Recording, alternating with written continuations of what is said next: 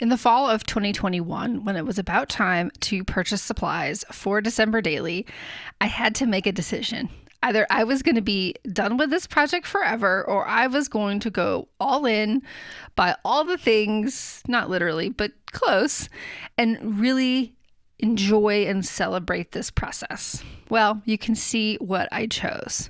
I did a lot of outside the page protector pages with flip outs and layers and overlays and really jumped into the full details.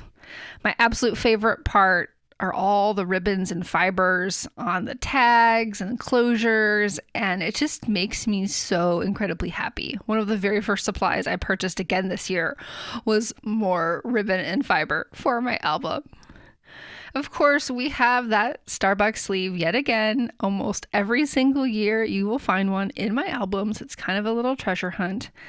And this one was just so much fun. So I will give you a little hint or a little note of honesty here is that most of my album was done in November. I set up a lot of foundations that just needed a little bit of journaling, just a photo added. And this process really helped me finish this project in a timely way and feel like I finally knew what I was doing, if you will. And I recognized how important it is to me to leverage the creative energy of that November season. We're all getting excited.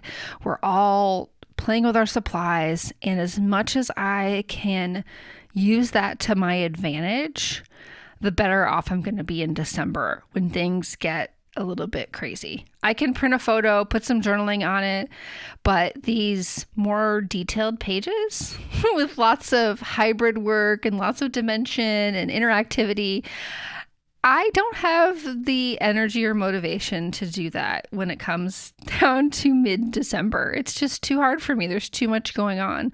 And so I think really understanding my process, understanding what works best for me is really the solution to finishing.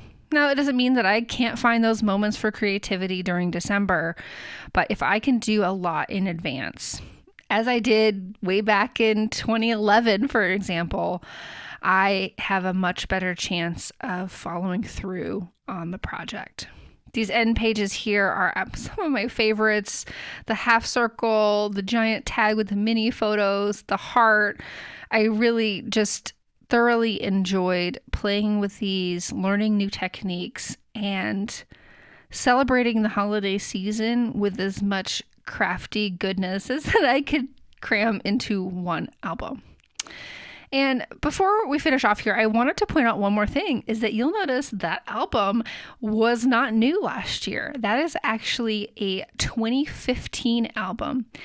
I used some sandpaper to sand off the 2015, embossing on the outside to totally smooth it out. And then I added those star stickers that you saw at the beginning. So there's two layers of chipboard star embellishments on there. And I just love that I was able to use that album.